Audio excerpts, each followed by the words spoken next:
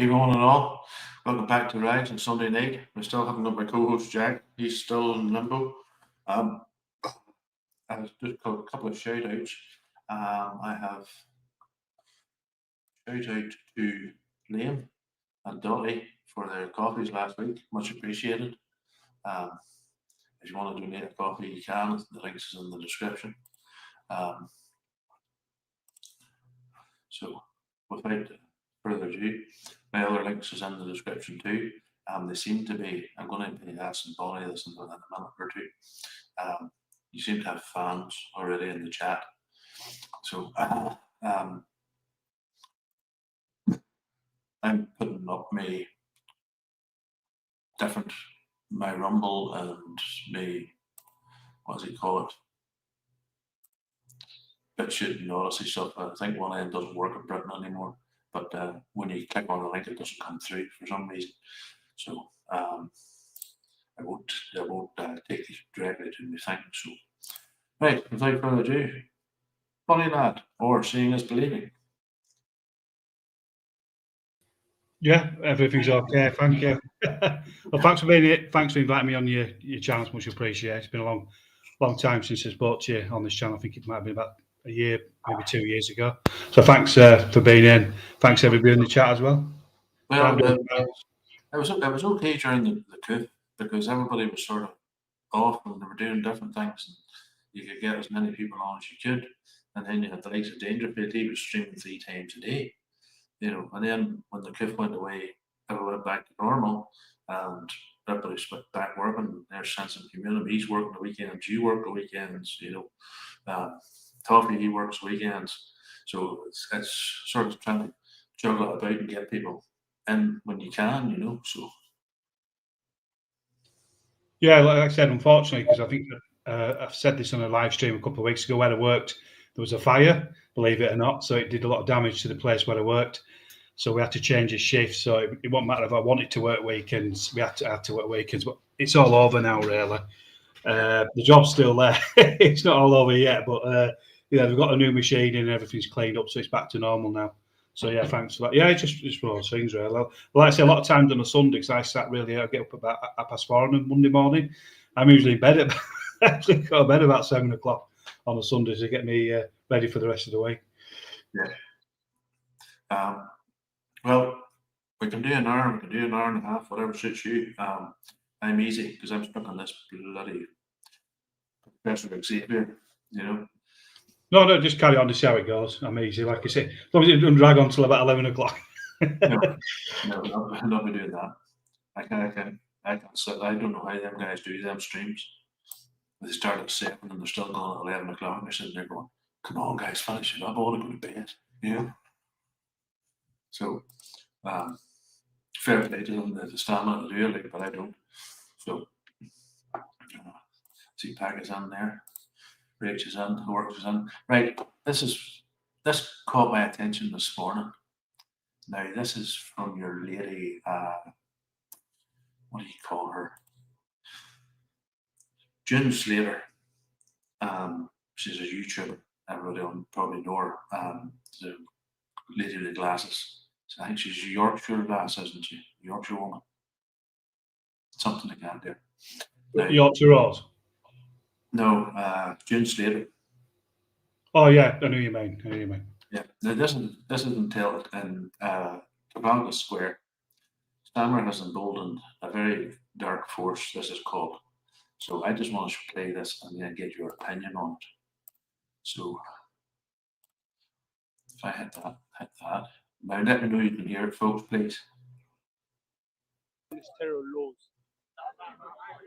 Mate, are you seeing this?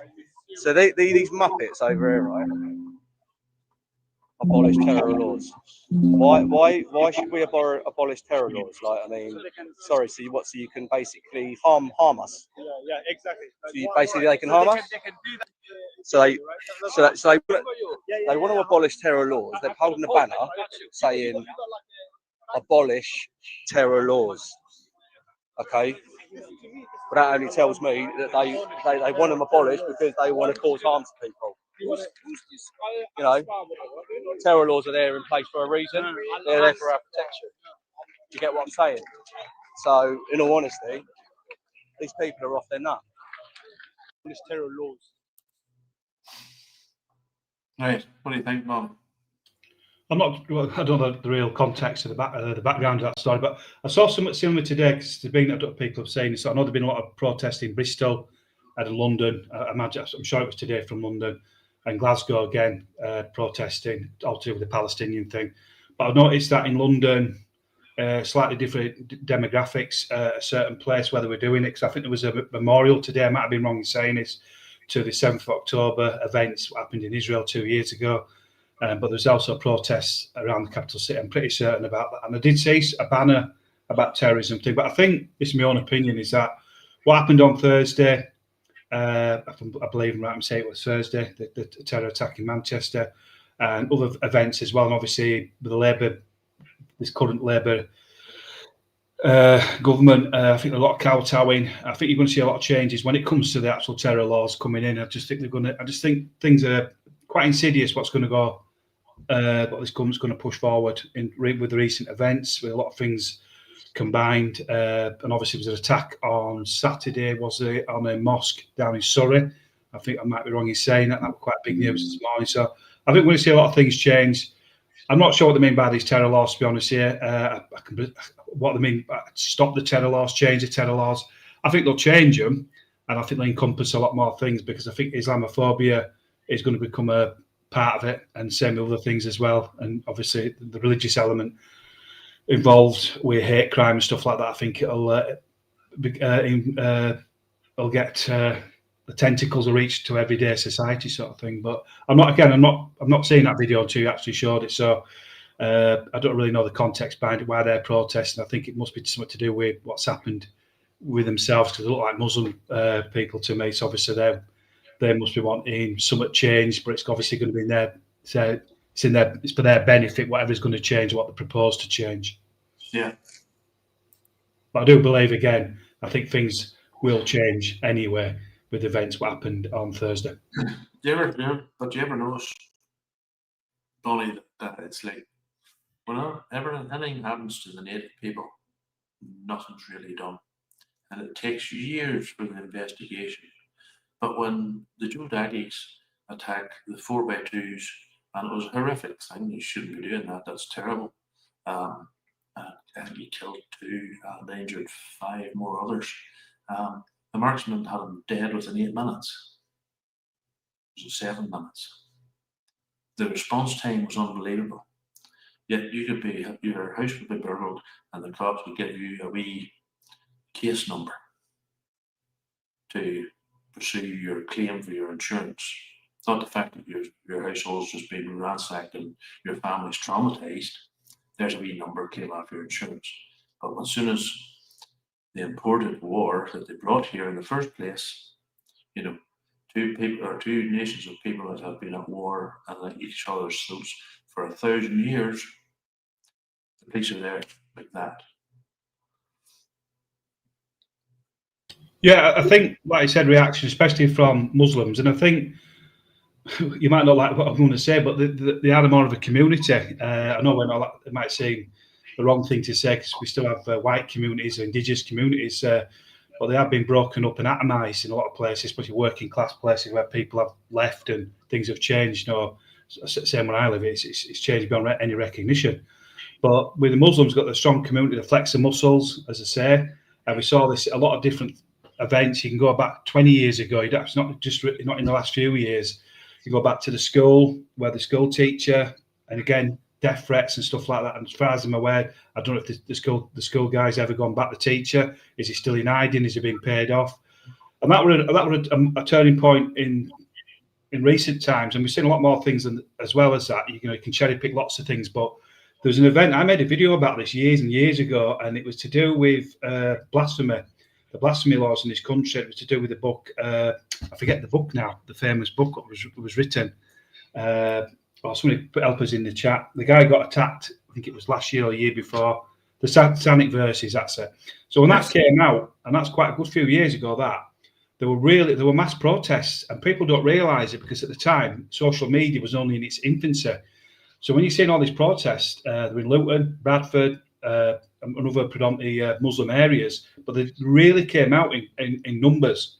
And that's the first time a lot of people were aware of what they were like, they're more cohesive, they stick to the principles of the religion, whether you like it or not, and it came out in numbers. And I think it did frighten a lot of people at the time. Even the authorities didn't realise, what they're doing here and what they've got here. Do you know what I mean? And I just think events since then, the Bradford Riots is another good example.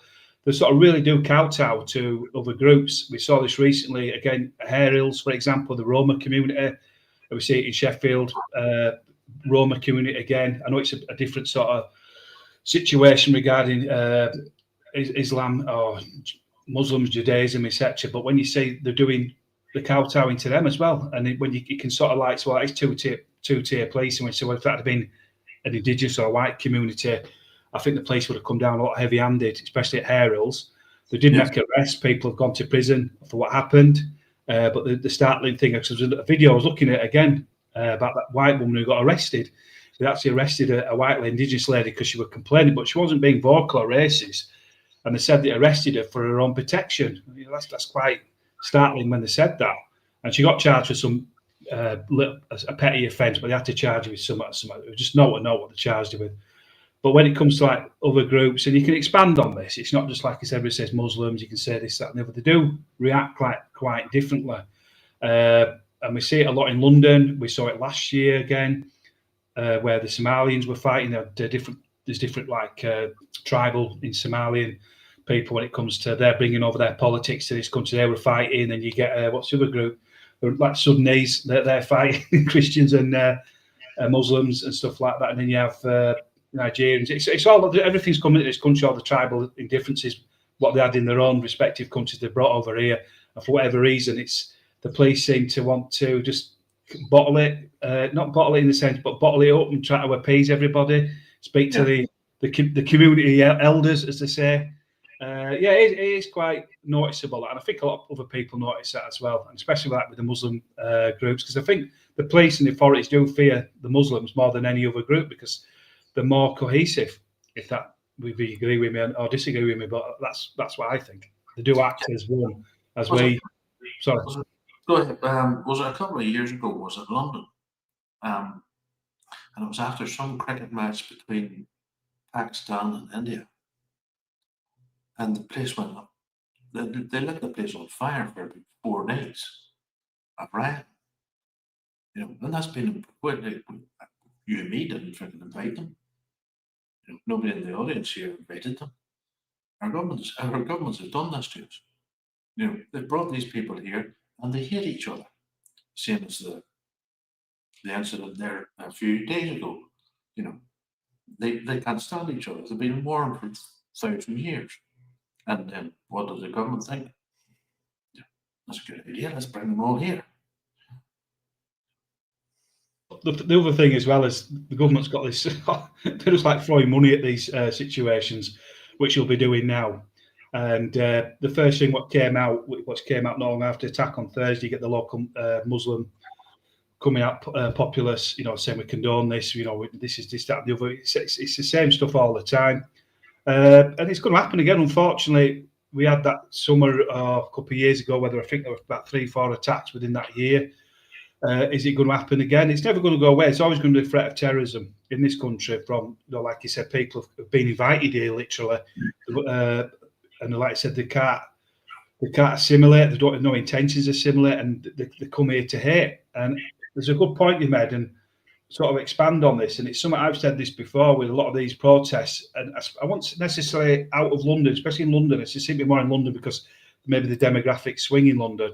Is that you're seeing a lot more of these people who are in the protests. There was one on social media, and it showed you the young lads in the early 20s, late teens, and they're all like Middle Eastern types, and they were singing some anti-Semitic songs, but they've been quite, I don't know, they weren't sort of part of the group you normally associate with this Palestinian sort of thing, because you usually see they're like white middle class people, a few Asians in there, a few Muslims, but quite, in some respects, peaceful if you take the Antifa middle class students out of it. But you're seeing a lot of these groups, and they hate this country. And I just think a lot of them just use this Palestinian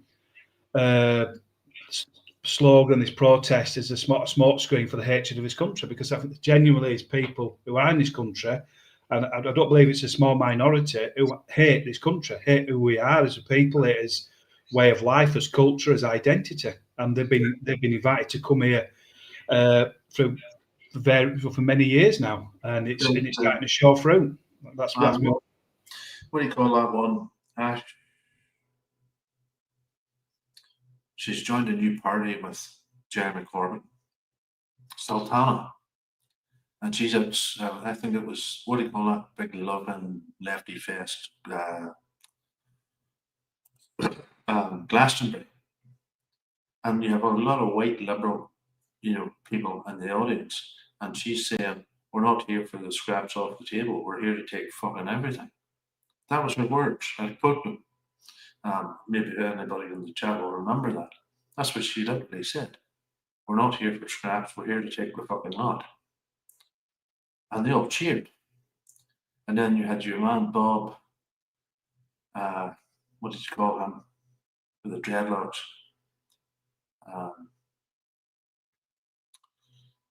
And he's, "I hear you want your country back. I hear you want your country back. You're not getting it back." And he's been chastised several times, and he's Villain. That's it, Bob Villain. He's been banned from touring America. He's been banned from other places, and then you have the Irish guy that wears the green, white, orange balaclava. And they've said things on stage, and they've been banned from gigs and touring venues and stuff. But if you and me said that on a stage, we wouldn't be banned from performing, we'd be in prison. Yeah, I think it's that thing again. It's an hard one, this one, because I agree what you're saying.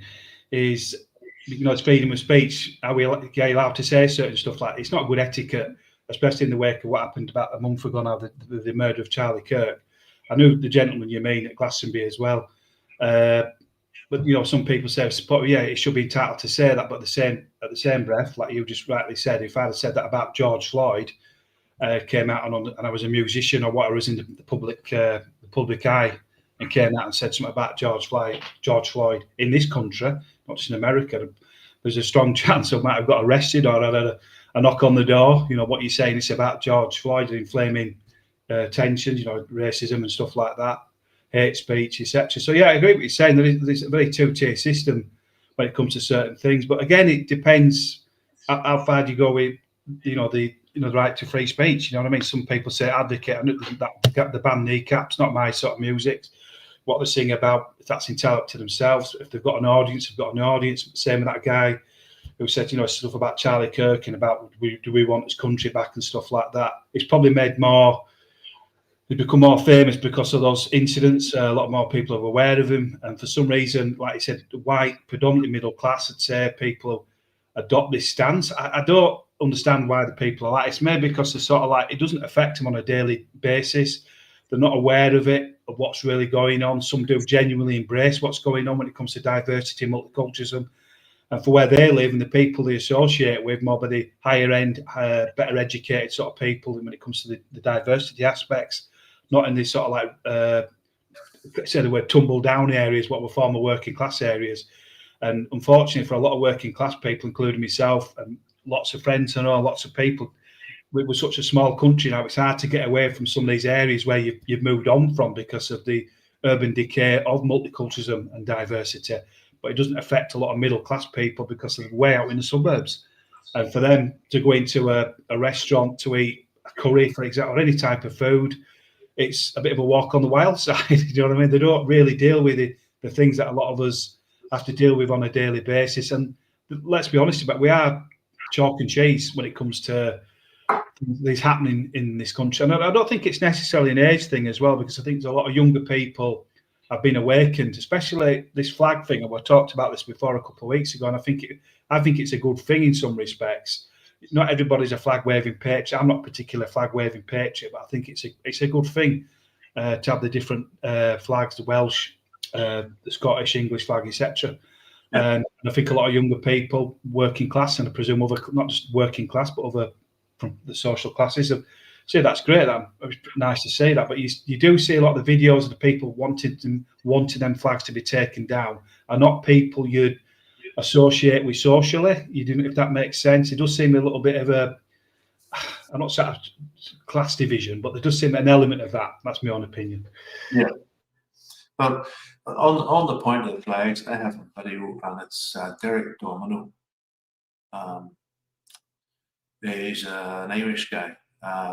It's a great channel. He's funny. He takes the news and he takes serious parts of the news, but he makes it funny. I have no idea why he's still up on YouTube, but he dances around their algorithms very, very well. Now, I don't know if the Irish have taken the same stance as the English, and you see all the cars driving and somebody's filming, and it's all St George's crosses and Union Jacks and saltires and Welsh flags. We've even seen a couple of Ulster flags on posts and stuff like that there, and they're filming this, and it's all up and down these different roads in England. But this one here is from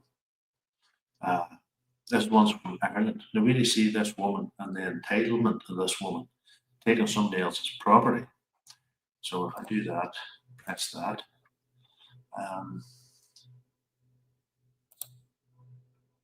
See. Right. Now let me know if you can hear this, folks. This is Derek Domino.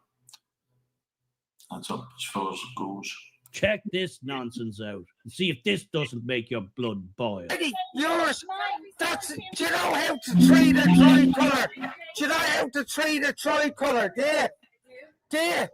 Will you wait till tomorrow, because they're going to be back up to. You are disrespecting the tricolour that you have in your hand. They're our flags. They're not yours. They're the nation's flags, and everybody who comes here to work here, to build houses here, Yeah. to have families Really? here. They're for everyone. They're not Really? yours. They're ours. What flag's that you're talking about? What flag's that, lads? Actually, my flag. Yeah. No. They're my flags, actually. Yeah. No, they're my flags. You're robbing my flag. No. Yeah. Sorry. I'll show you the receipt. Yeah. You don't have my Yeah. flag with me, so. Yeah. Okay. That's not racism at all.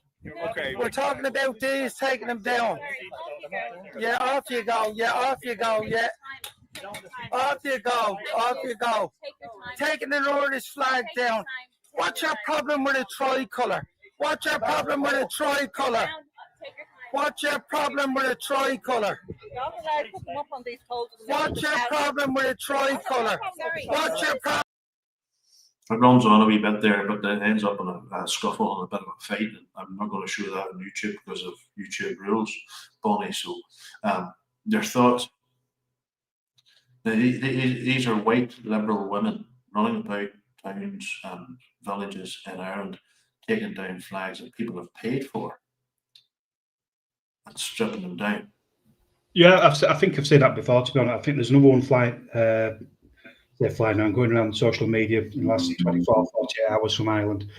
And it was quite funny because when a lot of Irish patriots, whatever you want to call them, nationalists, it's obviously in the Republic, were flying the flags. So I think it's Irish News came out and said they said something derogatory towards it as well, saying they're actually following in suit of what the British are doing, and it doesn't bode well.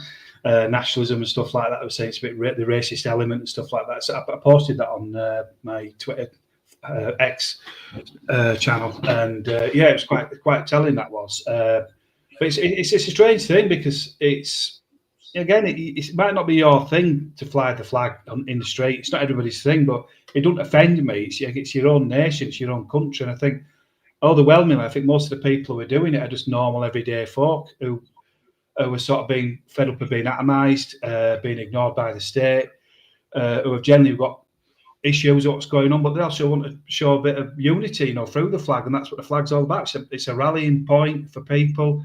And again, I don't say anything about it, but again, like you just saying there, the white liberal middle classes, overwhelmingly, but the people I've seen taking the flags down have been those types of people.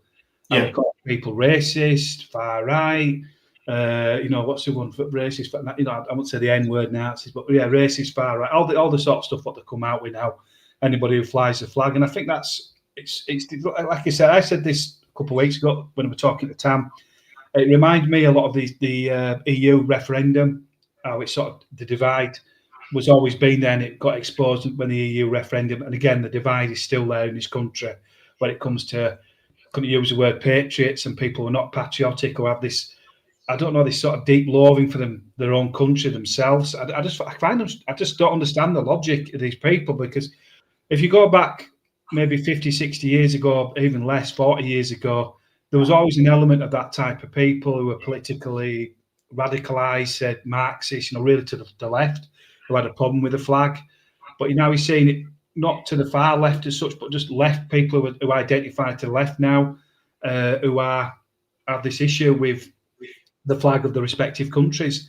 And it's quite telling about the Labour conference, if you probably saw it yourself, Rags, as when they were flying the flag, they're reclaiming the flag, and it was so fake.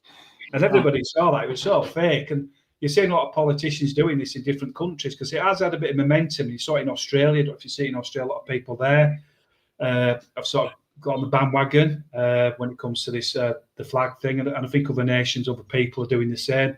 It's a good rallying point. And like I said again, I don't see anything wrong with it. And it's the same types of people who object to it.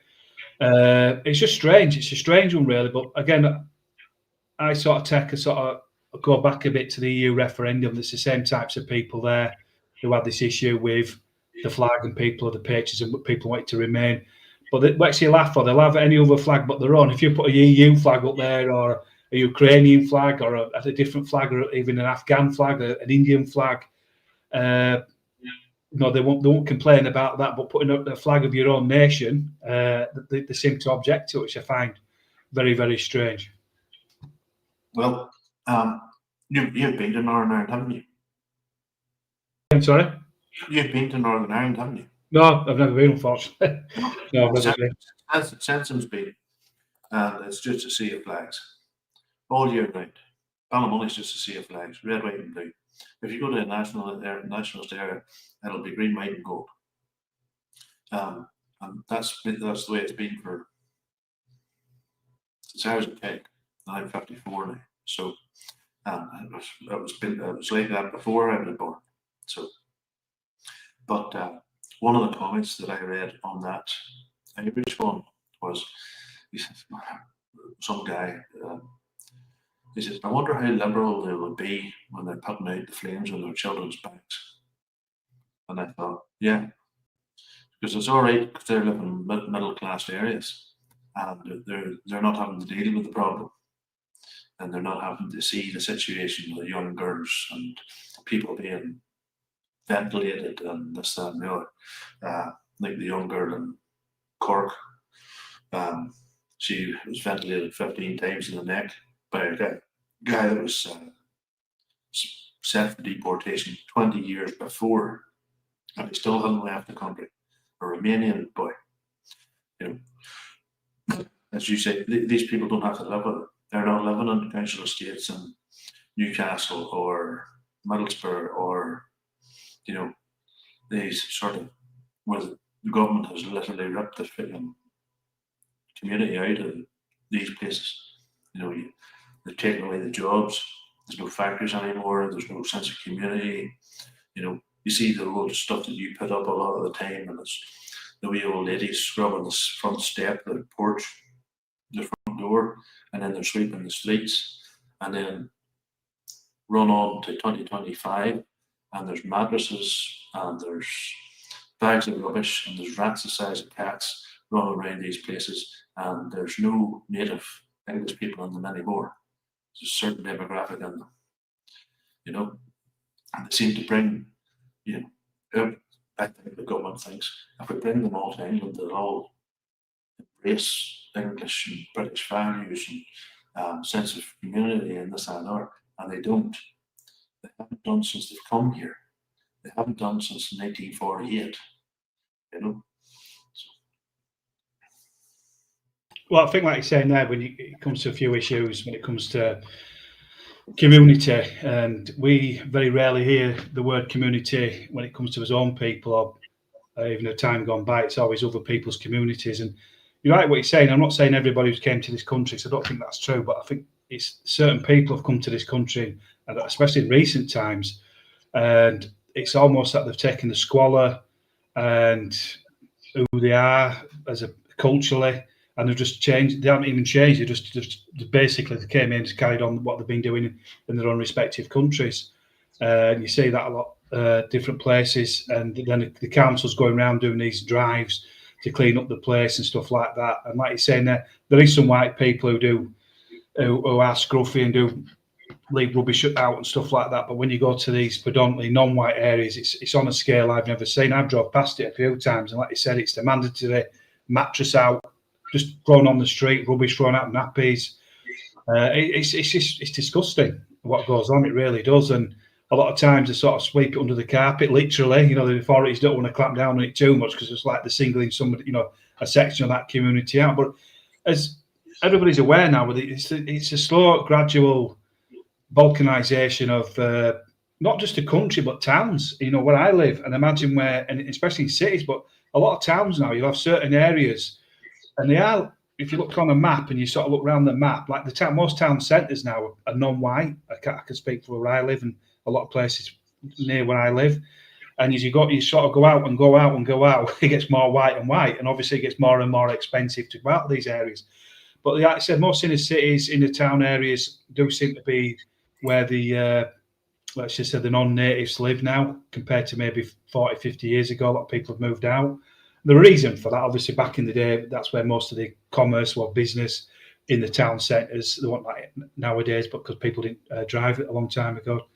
But now, it's starting to see what's going on when it comes to people coming into this country. And the fact is that many have come into this country in such a short space of time. It's phenomenal how many have come here in the last 20 years, and they've no reason to assimilate. They've had no reason. They've just basically taken the life out of the country they've came from and just replicated it in the back streets of Bolton, back streets of Bradford, or whatever.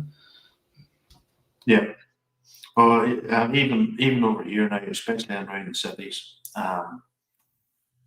like Belfast, Derry,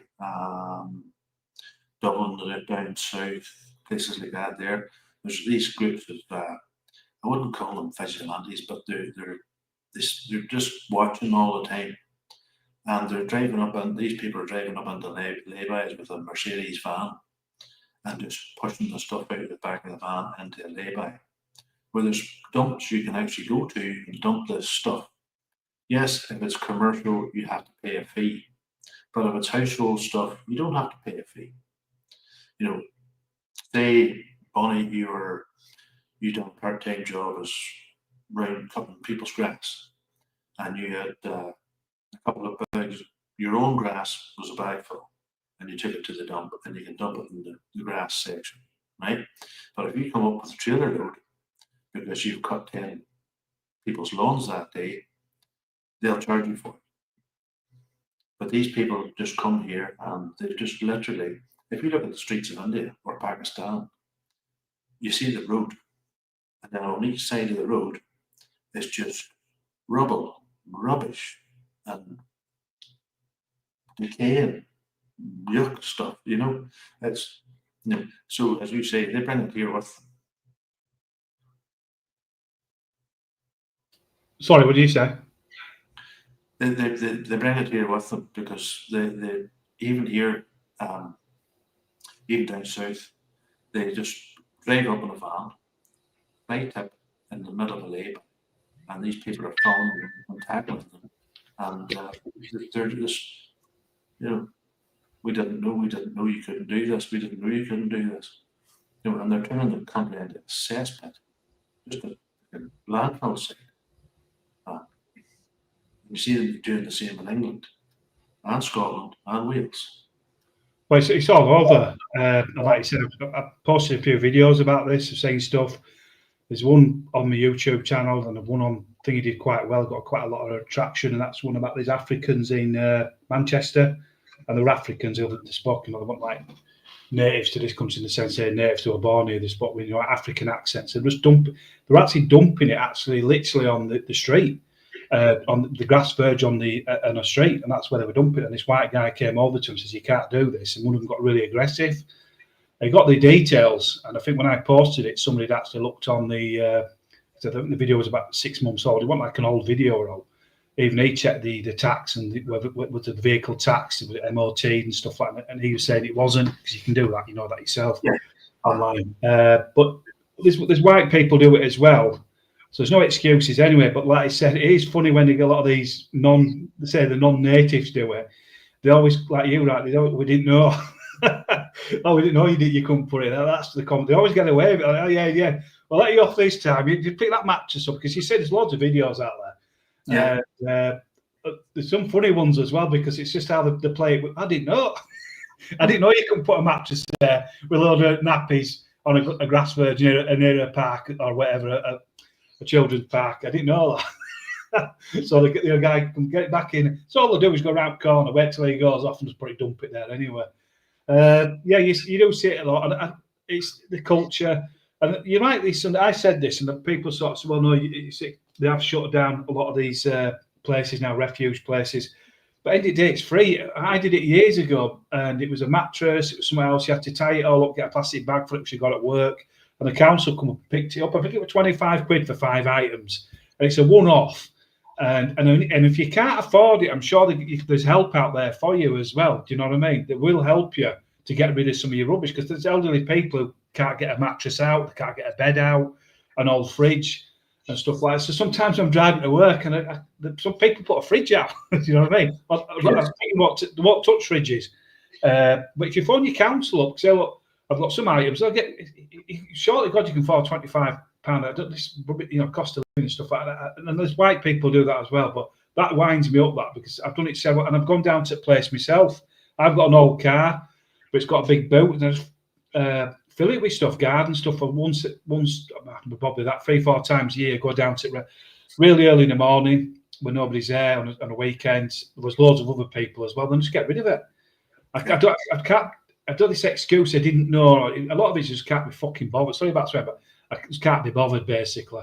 Yeah. And it is annoying. But when you see these chaps do it, it's always, we didn't know, and they're always pulling these faces, don't speak English. But like I said, it's home to home for a lot of these people. Well, there's a service here from the council, and since I'm registered disabled, I can phone them up and say, I have an old fridge here. I need to get it to the dump, and they say, right, we'll be with you between 10 and 11, Steve. And I'm, right, okay. So I'm sitting there waiting. Next minute, the doorbell goes, and 2 big, huge freaking council workers come and say, "You're looking right at the fridge, Steve." Aye. They take it, throw it in the back of this van, £10, and off they go. Saves you any bother, Maybe the same in parts of England too, I'm not too sure. But these people they're bringing the third world to Britain, literally bringing the third world to Britain. If you look at any videos of Pakistan or Bangladesh or India or any of these places, it's just a sea of filth. And then I think it was you put up a video, I'm nearly sure it was you put up a video of the beach and the bottles floating, plastic bottles floating in the beach, and the rubbish and the towels and all the filth and degeneracy. And it's like, it wasn't even Bangladesh, it was Brighton or something.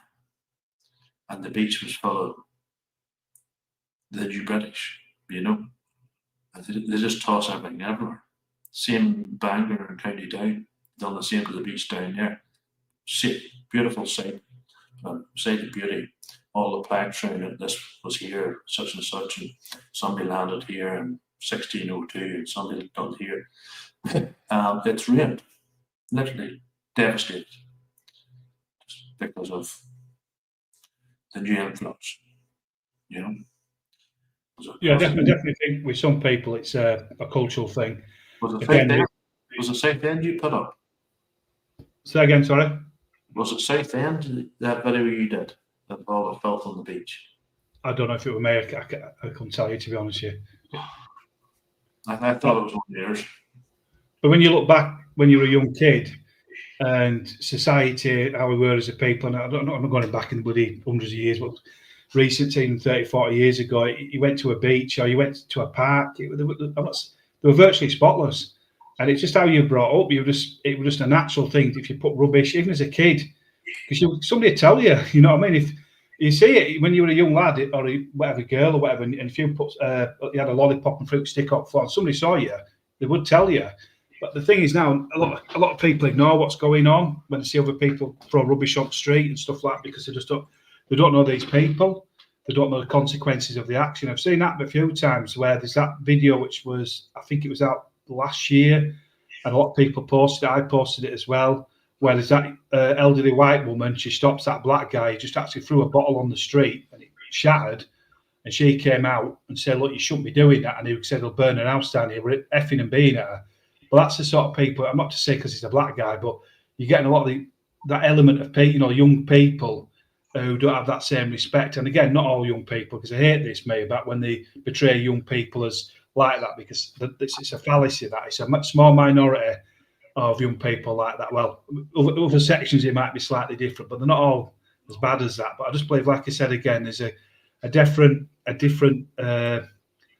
it's not outlook, there's a different sort of level of respect of what we had when we grew up, because we'd have done stuff like that. We'd have got a slap. You'd have got your dad would have come back. He would have done, and that was just and even somebody on the street would have said something to you, because he lived back when I was young, and this isn't fallacy, this isn't sort of utopia, because it wasn't. But people, you were more cohesive. You were a community, and you looked after your own area, sort of thing, kept it nice, and you didn't want people spoiling it for other people. But now it's like you said, it's a free for all now. It was Bitneck last night on his live stream, and he was reminiscing about growing up in Middlesbrough, and I can relate to exactly what he said. Early Saturday morning, you'd be up, your clothes would be on, you'd have your breakfast, and you'd run across the mate's house, and the front door would be open, and you'd just knock the door, and you'd walk on in, and you'd sit down, and he'd be watching cartoons on a Saturday morning, or whatever was on, Tom and Jerry or whatever, and then you were setting yourself up for the day. Or we're going to play football, or we're going to go out with bikes, or we're going to do this, we're going to do that, and that's the way things were. And he said after a while, when the new English and British came, they locked their doors. Now that didn't happen here for another, I'd say, a good 30 years. But now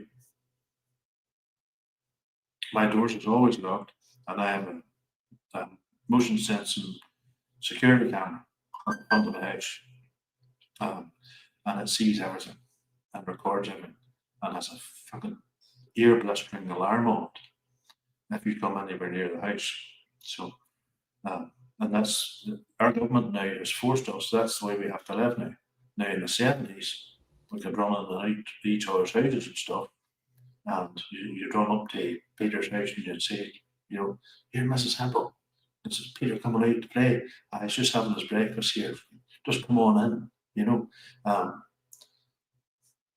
Not anymore. You don't see kids out playing in the streets anymore. And there's plenty of kids. There's plenty of women here that are still having babies, but they're not out playing in the streets. They're going to specific churches with fences around them, and they have adults, paid adults, to look after them. And there's always a man there, and he's usually a big bloke, like, built like a brick shit house type of thing, because people now don't trust the people the government are bringing in. Well, it's like the thing, it's the high trust society what we once had has gone. And I'm not saying it's gone all over it, because it hasn't, because I do believe that, again, there's more good people than bad people in society. And as the native populace being, saying that, the native populace and other people as well, there is more good people than bad people. But we are seeing a lot more incidences where we sort of scratch your head, think, what the hell's going on? That's obviously because social media is making us aware of a lot more things than maybe what happened 20 years ago, 30 years ago. But it wasn't on the scale. There's a lot of things I post on my X channel, and I often say this, the trust what we used to have, the cohesiveness is gone, and especially in a lot of places now. It's still there. Again, as individuals, as families. I think honesty and trust and stuff like that, it's still going to be there. But when it comes to things what you see, like in this epidemic of people going into shops stealing stuff, and it's just anything now. You see, not just clothes shops, what you associate with like food, your Tesco's and stuff like that, and the amount of videos what I've been coming out is just phenomenal, and it just expands from there. And that's what some of these characters are like. They've just no respect. They've no respect for other people, and the sort of high trust society what we had. I think it's gone. The cohesiveness is definitely gone, but and the same, it's still there, but not maybe as open as it is, like you said, in the towns and cities. I don't know. But further you go out, I think it's there. And the people I work with, they're all, it's very rare this now, but I work in a firm and it's all English. It's really weird because we all comment on this. There's about 40 of us and all are English. And you sort of feel a bit of a community there. It might seem a bit weird. There's a bit of a bond. And where I work, it's quite a bit of distance from where I live. And it's in a very bit of a rural area, but it's a very white area, and you feel really good. You walk to the shop, but then when I have to go home, I have to drive where I used to live. Bloody hell! But it's very expensive to live there. That's the sort of downside to it. But it's sort of things as you get older. And I talk to people about this at work, and age is a factor because it's very difficult to a younger generation to grasp what it used to be like. You're on about there back in the 70s and 80s. So when you're talking to other people, you're the same age bracket, and this is what it used to be like. I think every generation's the same as that. You reminisce. It's a good thing and it can be a bad thing. But like to the younger people now, they don't know what it used to be like, or they might do in some respects because of where they live. But if they're brought up in this sort of multiculturalism, diversity, that's all they know. I find that's quite sad, and especially in different parts. And that's been in the cities. You're seeing a lot of young white kids, people who've been left behind and they've no choice. That children go to these particular schools, and it's alarming to see some of the schools now where it must be horrible for some of these kids, but they have to adopt that they're like a minority in these schools, and they're having to adopt a different ethnic or different to a different culture. When you see some of these young white lads talking now, it's bloody bro. They talk really weird. I really do, honestly. It's weird. Guttural English, I call it. There was a video of a young woman in Dublin. No, it wasn't Dublin. It was just outside Dublin. And the primary school that her young daughter went to, there was 43 different languages spoke at the school, but they were all taught to speak English.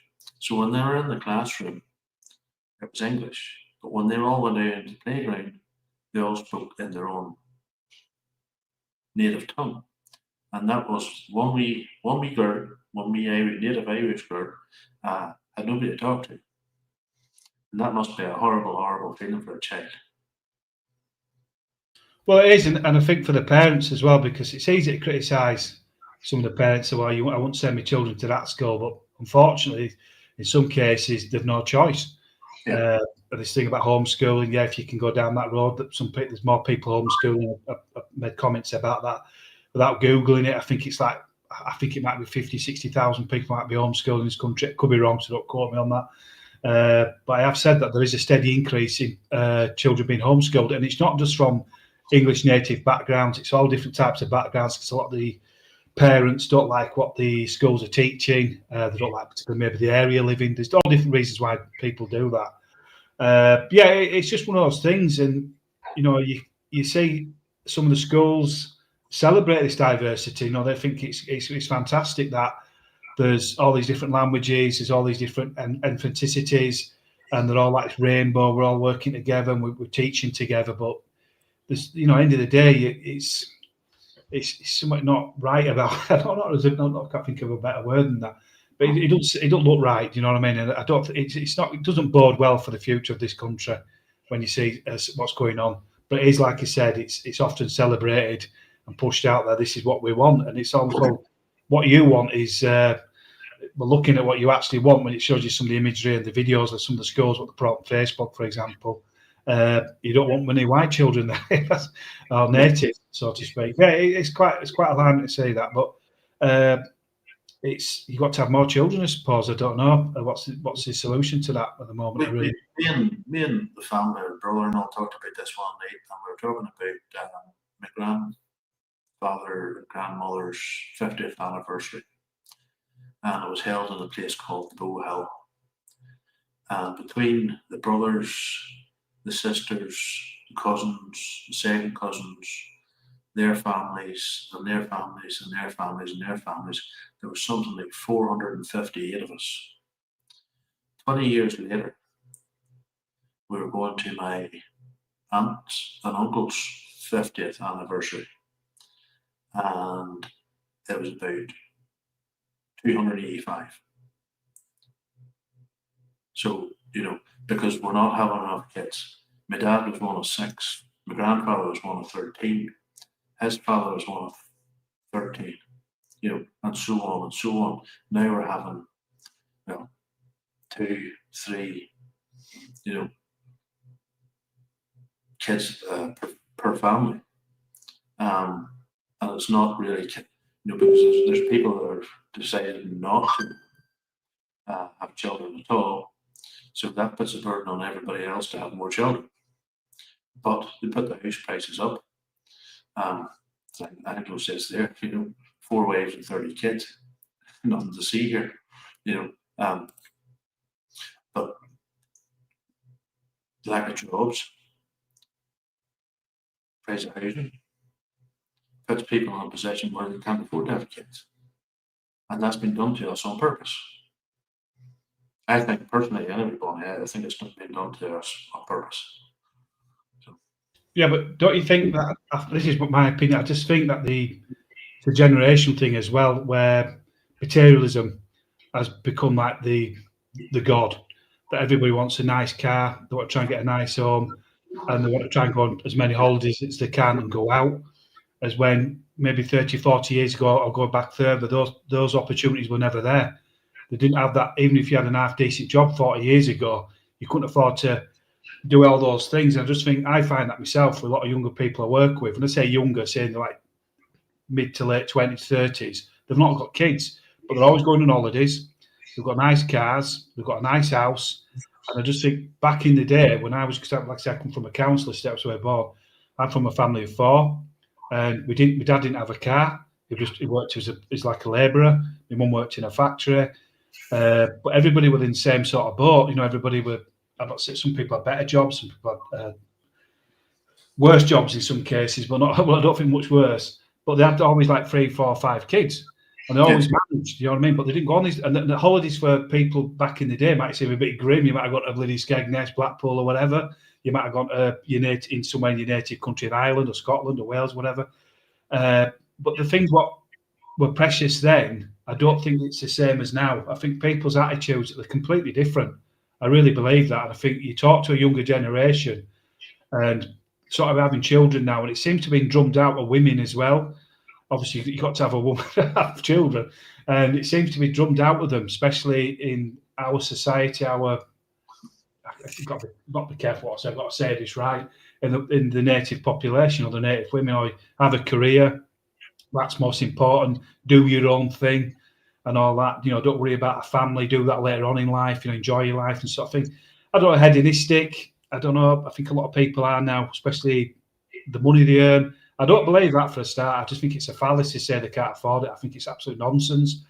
You see, there's ladies in the chat there, and I love my female followers. My mum was a staff nurse and a midwife. She worked a full-time job, and then when us 3 were born, me and the brother and sister, the sister came first in 1970, I was 1971, and the brother was 1973.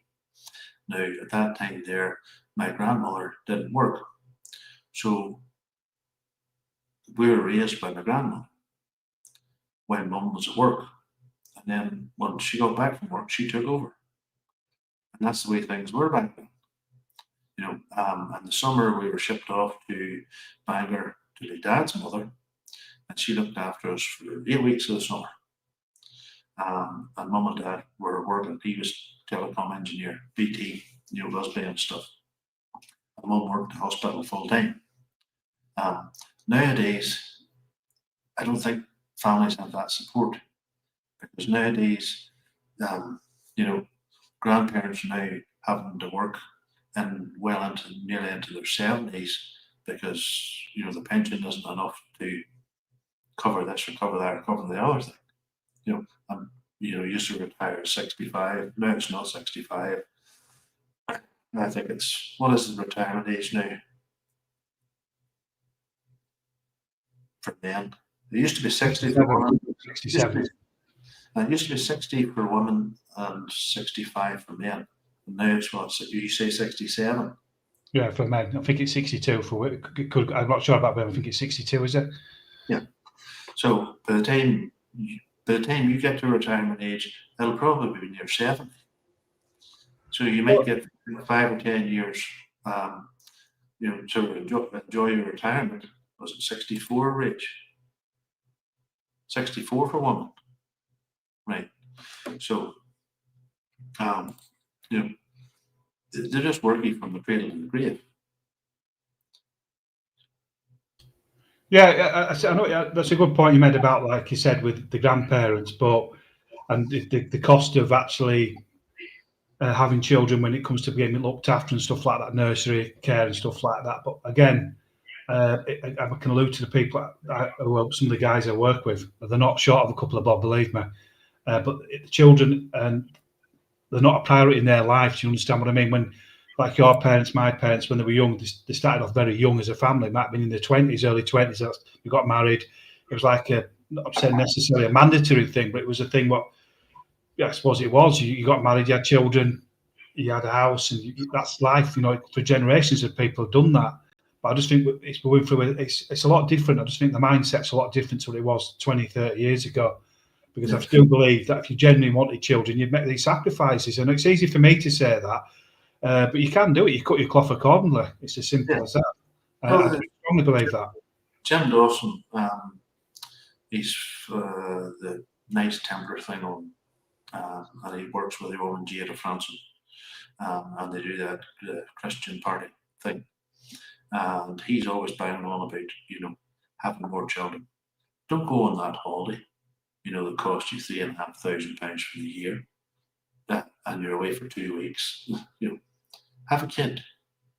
Now I know, I understand that £3,500 doesn't raise a child. I'm just gonna interrupt you. I'm sorry, I'm not sounding disrespectful, but one of the big things, a big factor, and this might be totally out there, left field, whatever, is the drug use in the younger people, especially coke, is absolutely phenomenal. I just thought I'd say that, and they've got more spending power than I had when I was young, but the amount of money they waste on drugs and stuff like that, that's what I'm saying about this hedonistic society. Like you just, sorry about interrupting you. Going on holiday, you're right what you're saying. Why spend that? I question that. Why have the latest VW, paying £400 a month for it and stuff? Let's get a car that gets you from A to B. Does it matter? Do you have to have 2 free cars and stuff like that? Sorry, go back to what you're saying, friend. No, I totally agree with you. There's a brother, him and his missus now, he's now in his 50s, but they talked about this, maybe nearly 10 years ago, and she's a good paying job. She's a private nurse. He's a good paying job. He teaches in private schools and around London. And it's like she had said to him, in their 40s, you think it's about time we should start having a family. Because, I want to have children. He says, I think we'll be left a bit too late, But next month they're off to Mexico, and then they're off to South America, and twice a year. And I says, why do you go to Mexico? It's one of the most dangerous places on the planet. He says, but we're on a resort and it's got armed guards. So they leave England and fly to Mexico to spend 2 weeks in a fortified hotel for a holiday. And you're sitting there going, what the actual fuck? Twice a year. No, that's what I'm saying. It's up to them what they spend the money on and where they go. It's entitled to himself to work for it. There's not wrong with that. But I just think, like I said again, it's my own opinion. It's from my own life experiences. I think people's sort of outlook on life things what they can do have changed compared. 40 years ago, if you're a working class man, irrespective of your background, going to places like that was just a dream. You could never dream of going somewhere. The only time you saw like that was on Wicker's World or somewhere. Do you know what I mean? You never saw stuff like you never thought you'd experience that. Going to America 30, 40 years ago, you couldn't afford it. It cost years to save up for it. So like I said, I think people's outlook on life has changed. A lot of one-manship where people try to outdo each other. I get this because I work with people. Honestly, they get a car nearly every 2 years, 3 years. It's the same sort of mentality when people get a brand new phone every year, whether it's on contract or not and stuff like that. So I come from that sort of generation where, similar to yourself, Rags, where things were different. So it's a bit of a crossover for ourselves. We see the good things about the modern aspects of life and the negative things about the aspects of life. And so we can look back with a bit of experience through his own personal lives and through his family's life, how things have changed. And like I said, I can only talk about my own personal experience of what people have worked with over the years when it comes to this sort of issue. I think it's it's a lot of other things to factor in as well. But I do generally believe it's just a mindset's completely changed compared to what it was sometime, when we were growing up, sort of thing. But then you get other people, cultures come into the UK who have still the same mindset that they had where they come from. Like you get a lot of Africans who come to the UK and they have big families. People just think, it's usual suspects. Africans have really big families. I've seen them in where I live. We never used to have Africans.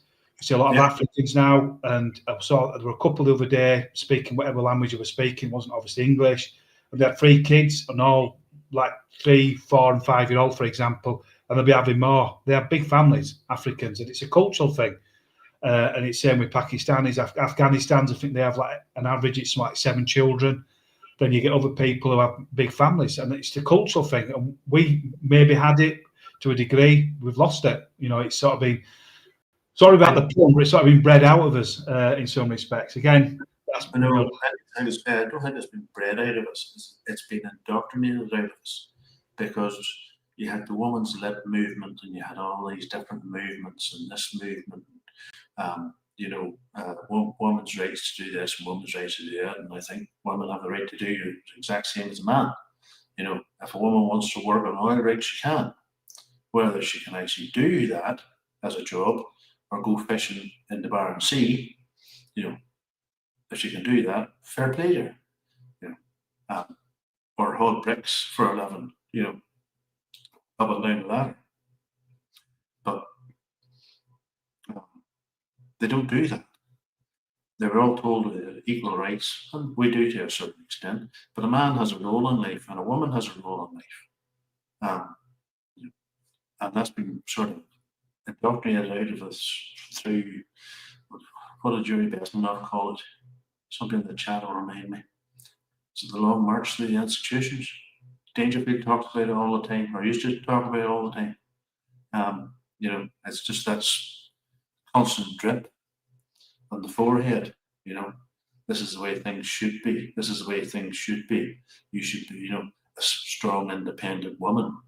And by the time you're 30, you have been run through more times than Popeye's pipe with a pipe cleaner, and that's socially acceptable now. And as I say, Jim Dawson says what Britain has lost is Christianity, which Britain was built on Christianity, Christian belief,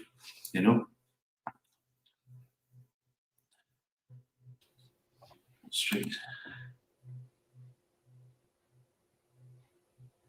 Still there, but I agree with what you're saying. It's like it's a big issue. It's something you should talk about later on. Bring a lady on as a guest and get her perspective. But like I said, it's a cultural thing as much as, like I said, it's been forced upon people. It's propagandized. This, women's libs and all. But I will say something. It's I said this to one of my daughters. Is to get this right, marry a man. Yeah.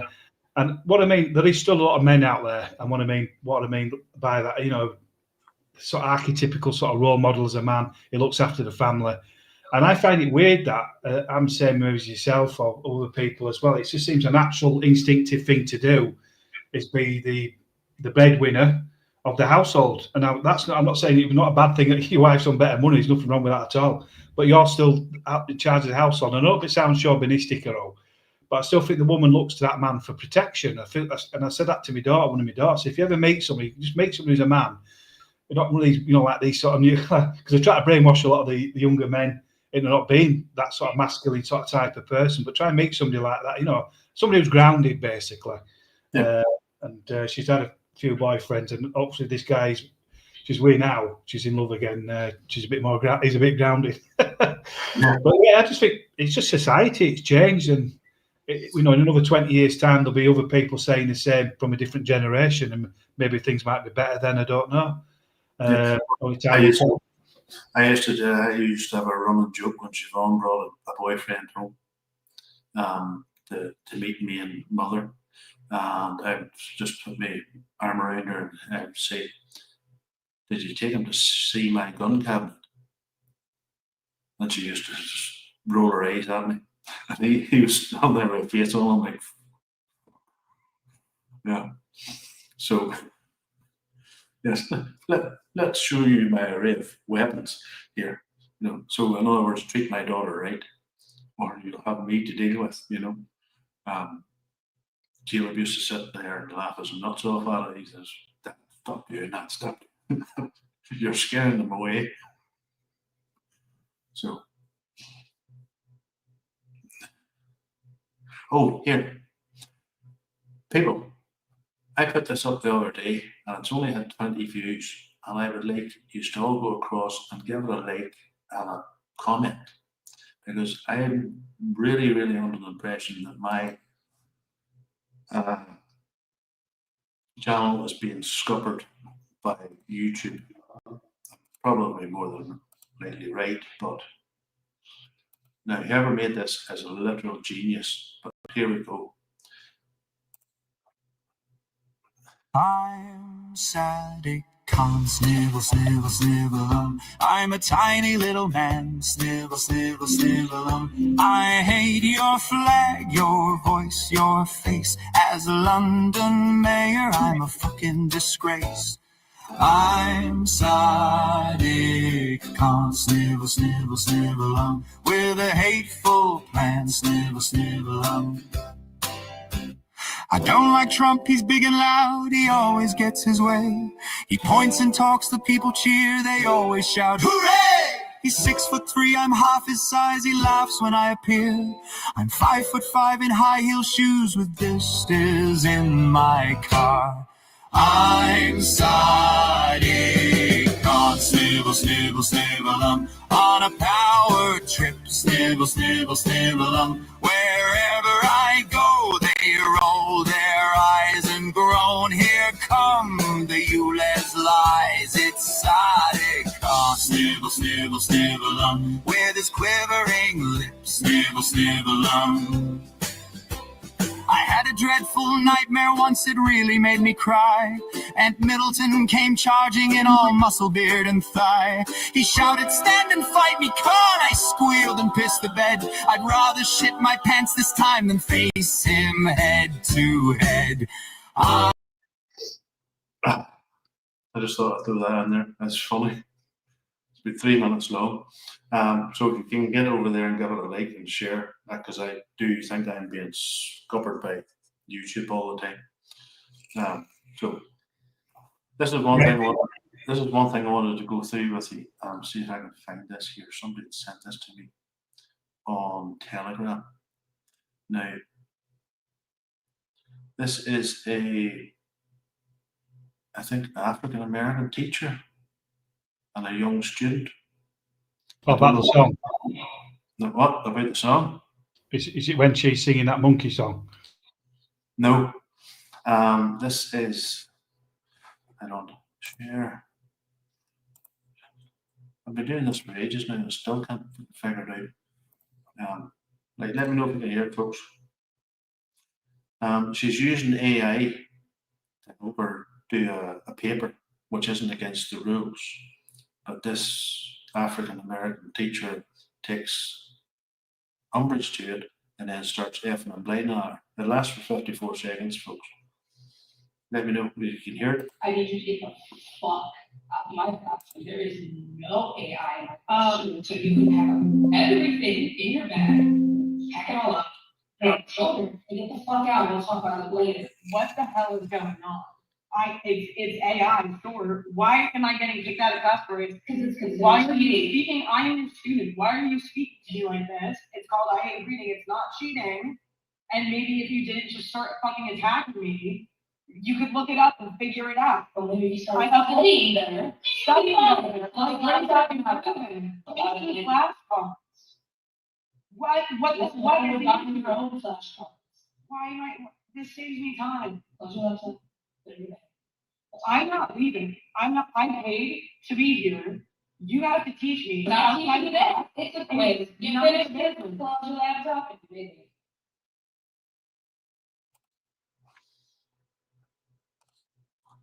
How many teachers in your day spoke to you like that? Well, none.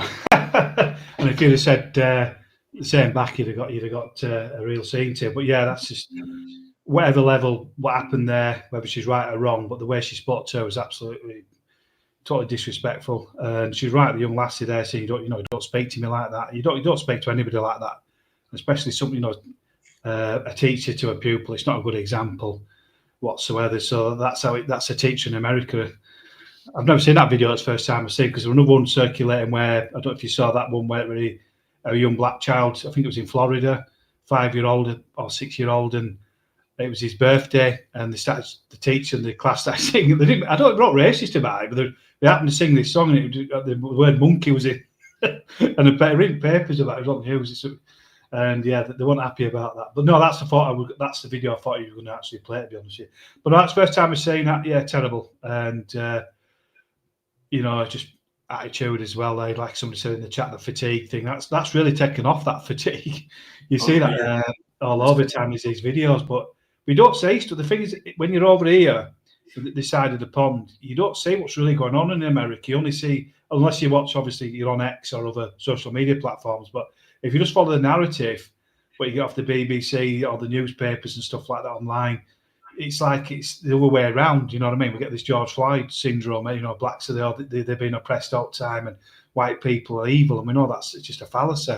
So that's one good facet about X, I suppose. But one of the things what might surprise you is on Instagram. I'm actually amazed, and I know it's Meta. It's sort of linked up to Facebook now. It's owned by the same people.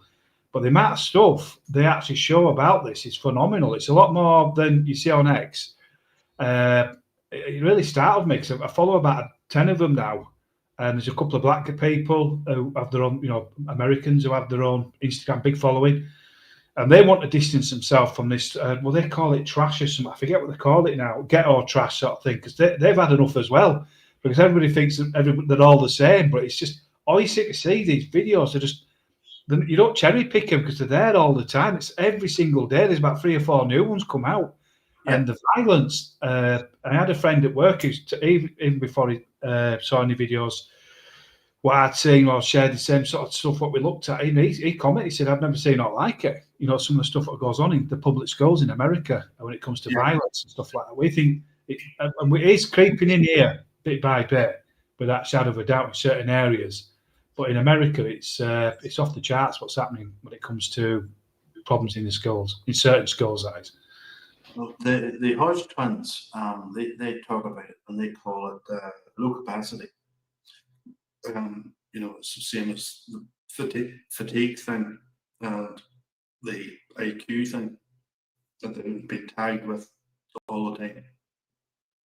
But they say there's a difference between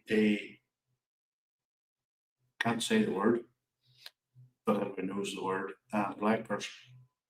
And they always make sure that their audience know there's a difference between black people and the such and such word, because they're conservatives. There's a lot of black people in America are conservatives. A lot of the police videos I see, and you'll have a screaming banshee in a car, kicking off stink, putting a spit hood on, being arrested, cuffed at the back, cuffed at the legs, and going absolutely bonkers on the floor. And they would call that person a low capacity person. But they're being arrested by black officers, and they're calling black officers racists. And you're sort of going, how does that work out? You know. So anyway, go ahead. Yeah, it's. I've seen something like that similar to what happened years ago with this, and they're sort of perpetuating the white systemic racism and stuff like that. So they're part of the problem, these black officers. I know what you mean. But yeah, it's right what you're saying. I know you mean the Odds Twins. And there's a few other people on Instagram. There's this lady, she's a conservative lady, and she actually got a channel. She got a strike because she was calling out some of the black people who were celebrating Charlie Kirk's murder. There's a gender there. She was on her channel saying some of the videos. She's actually exposed some of these black people by celebrating the murder of Charlie Kirk, and she was the one who were getting the well, you can't say that. You can't post that video. And she got a strike on Instagram or TikTok. And she said it herself. It's quite telling, but you don't see a lot of these people. They're out there, but they don't get the airplays, the other lot, if you know what I mean. Then they get the rhetoric of Uncle Tom, part of the system and stuff like that. So, yeah, I do actually believe, and I do have a lot of, I don't know, sympathy is the wrong word. I do have a sort of like understanding where they come from, because I've been to America and I've met some black people. They're not all, you know, but you're always aware of it. Do you know what I mean? And you see stuff on the subways. There's a Instagram channel.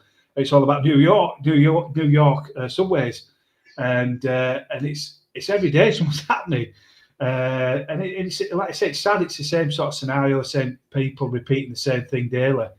So yeah, it's alarming what's going on in America, but it's been happening for some years, like Chicago. I think Trump's bringing in the National Guard, if he's not already, 300 National Guard going into Chicago. There's a lot of happenings in Chicago. ICE and I can't remember the name of the other body. Border Force and ICE are going in, and they're just taking these people down left, right, and centre. And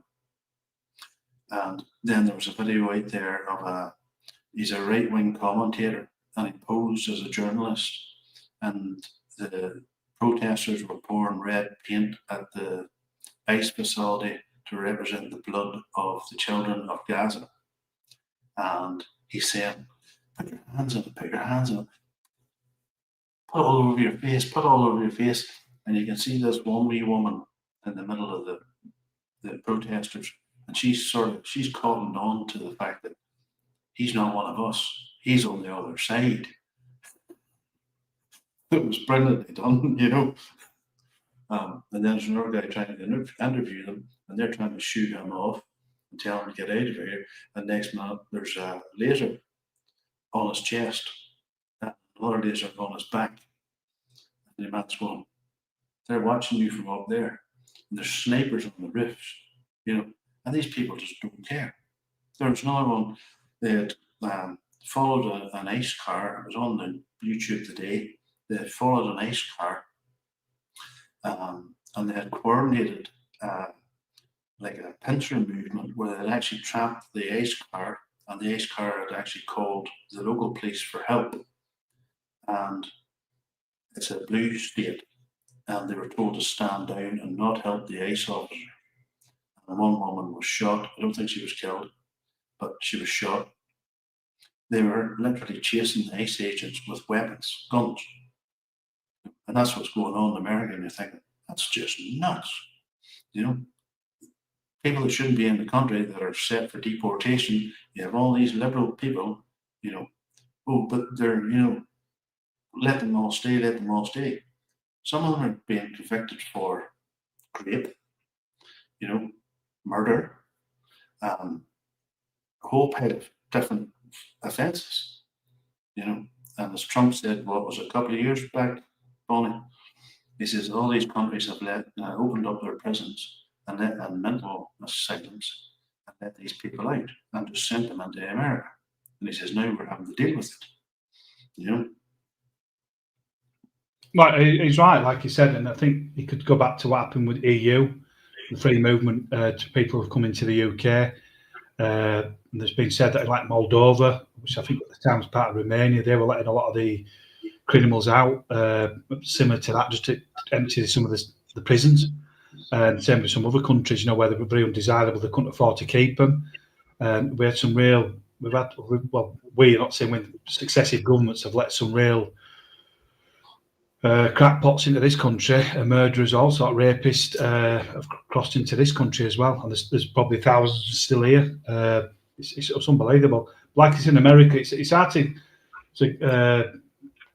to understand America because of the size of the country. You know, it's phenomenal. You know, it's a massive country population-wise. It's like eight times bigger than our country. I could be wrong. Is it 440 million or something, 450 million now? Something, I don't know. It's massive population, but the amount of people they let in under Biden was phenomenal. Like you said there were all types of people coming in. Yeah, there might have been some good people coming in, but a lot of them weren't good people. And he's trying to do what's right, whether it's going to get it done what's right. It's a different matter because it's Democratic state, isn't it? Illinois with Chicago. They're all against him just basically because he's a Republican. So it's more politics with a lot of these people. But you're right what you're saying about some of the action, the footage. I mean, 2 police officers have been killed. I'm not if they're ICE. That was last week. They were again trying to arrest somebody. They've had a woman in a car hit them when they were in a car. She smashed against them. I think she got shot. It's obviously just like you just said. Then we think it was going bad over here, but in America they've got guns. Yeah, it's quite very violent what's happening in America. So yeah, hope to stay safe. You know, I don't wish that to happen to any of the officers. What they're only doing the job, they're doing the right thing in my eyes. But I think it's one of those things. I think it's too late, to be honest. I just think another 2 years of Trump's administration or whatever. Then when if the Democrats get back in, they'll just continue. And it's sad to see what's happening in America. Well, what I find ironic about the whole thing is there's people standing there with masks on, telling the ICE officers to unmask so they can identify them and dox them. And so many of the ICE officers now have actually been doxed, and their families are now in protective custody. Well, you say this with thing as well now, don't you? I know there's a reason for it. You see that way some of the British police, special police units, they're all masked up. There's obviously there might be another reason for that. But yeah, it's quite telling that like I said, they do have they're a bit more radical. Let's put it that way. Like you were saying, that is sort of their version of Antifa or these anti government protesters in America. They're definitely a lot more radical. Let's just leave it at that. You know, they would resort to violence, but a higher level of violence. Correct me if I'm wrong. Trump has put out an executive order saying that Antifa is a terrorist group now. Was that in the news?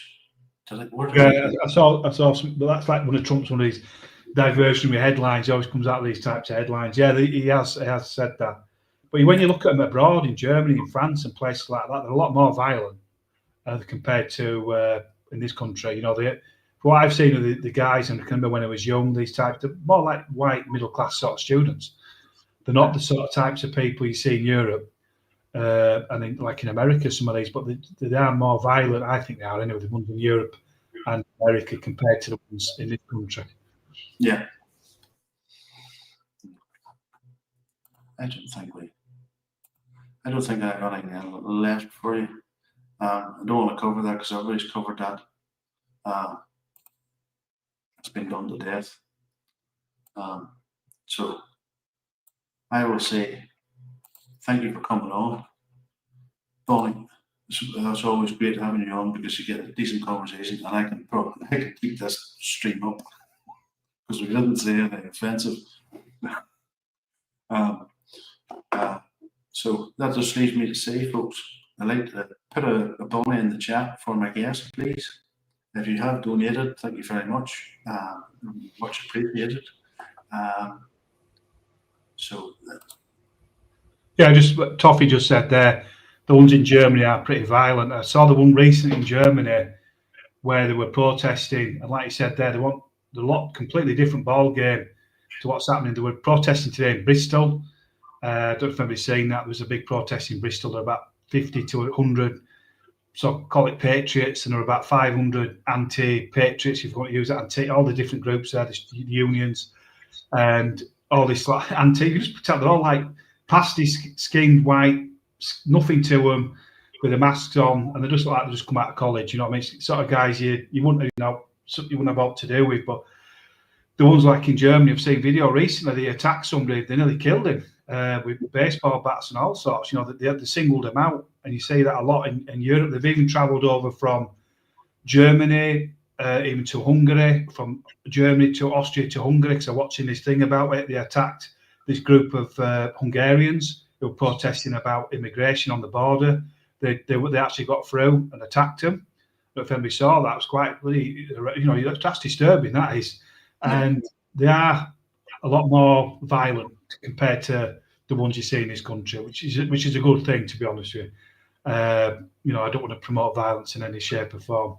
But yeah, I've enjoyed it. It's gone an hour and a half. I appreciate everybody being here. Same believing, Bonnie lad. Same believing because I lost me channel on X, when I got it back again when Elon Musk. Then I'd actually had the same believing, so I just kept it. Another pseudonym, unfortunately. But yeah, thanks for coming on. Sorry. Thanks for inviting me. Yeah, it's gone really quick. It's been quite enjoyable. I'm a bit nervous because I've been on somebody else's stream for years. And I think it's quite funny. I thought it was my channel then. Yeah, it's been enjoyable. And thanks everybody in the chat. Much appreciated. Obviously, a lot of familiar names there. Some names I'm not familiar with. So much appreciated. And obviously, show your support for Ragnar and other work he does. And hopefully, I'll be on again at some point. And we'll have to, if he's still doing live streams on the channel I'm doing, come on there at some point as well, Rags, please. I linked your channel in the description to this video so everybody can get across and follow you. So if you want to do that, folks, much appreciated. And that just leaves me to say I have no idea who I have on next week. I'm going to maybe contact Toffee and Ayatollah and see if I can get them on. But that's just me for the night. I'm going to go and have a few beers, watch a movie. So good night. God bless, or in my case, good and bless.